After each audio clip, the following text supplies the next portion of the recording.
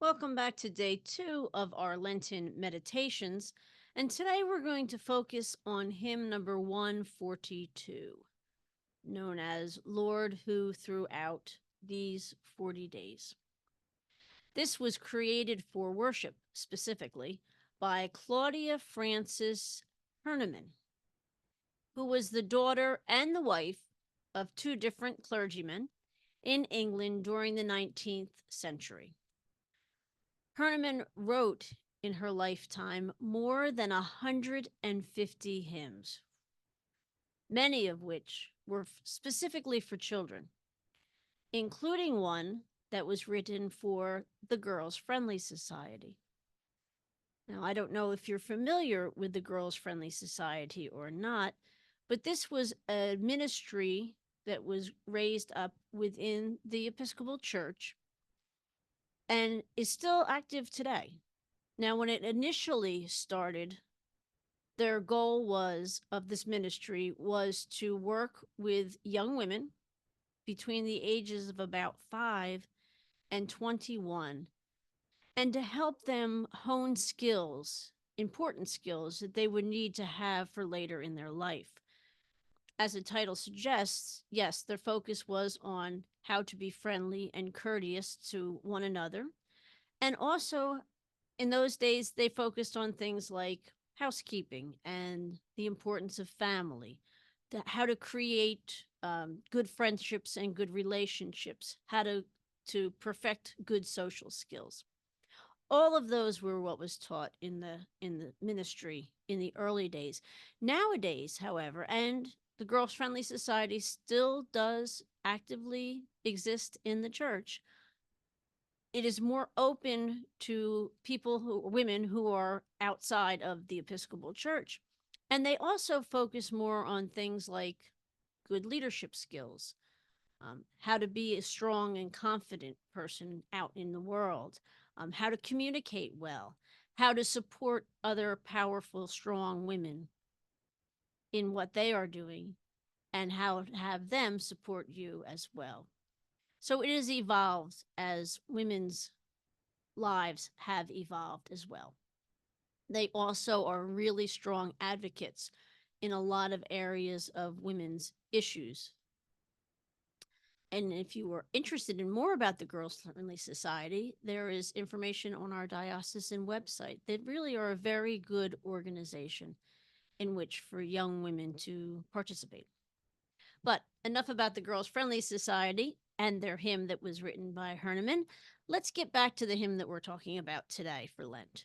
The number 40 appears throughout this particular hymn, and it crops up an awful lot in the biblical narrative. When you think about it, it's about 40 days for the length of time that Noah is and his family are on the ark, waiting for those waters to recede. We are told that it's 40 days that Jesus spends in the wilderness and then is tempted by the devil. Another nod to the number 40 is the 40 days that Moses spends up on Mount Sinai when he's going up to get what turns out to be get the commandments from God to bring back to the tribes.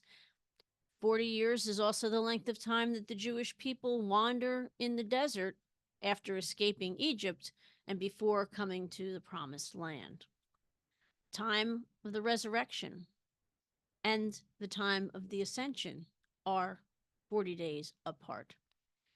So we see the number 40 often, and we understand that it has a lot of symbolic meaning to it. And this hymn helps us to focus on those 40 days that are in our Lenten season.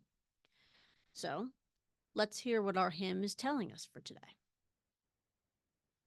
Lord, who throughout these 40 days did fast and pray, teach us with thee to mourn our sins and close by thee to stay. As thou with Satan didst contend and didst the victory win, O give us strength in thee to fight, in thee to conquer sin. As thou didst hunger, bear, and thirst, so teach us, gracious Lord, to die to self and chiefly live by thy most holy word. And through these days of penitence and through the passion tide, yea, evermore in life and death, Jesus with us abide. Abide with us, so that this life of suffering overpast and Easter of unending joy we may attain at last.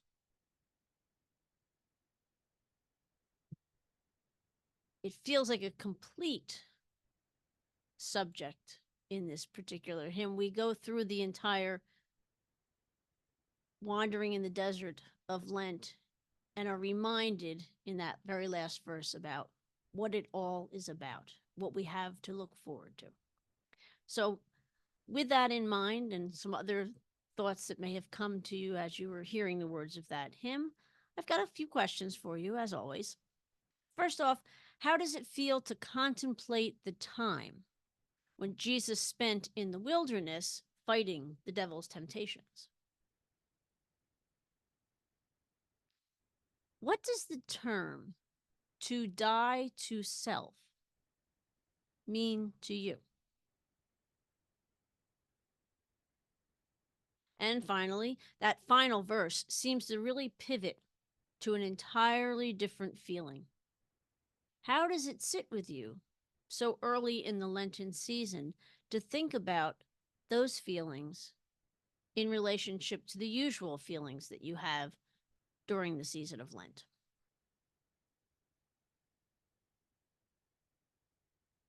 And for now, I'll leave you with all of those thoughts and any others that you might have, and hope that you have a wonderful continuing day. And I look forward to seeing you again tomorrow. Take care and God bless.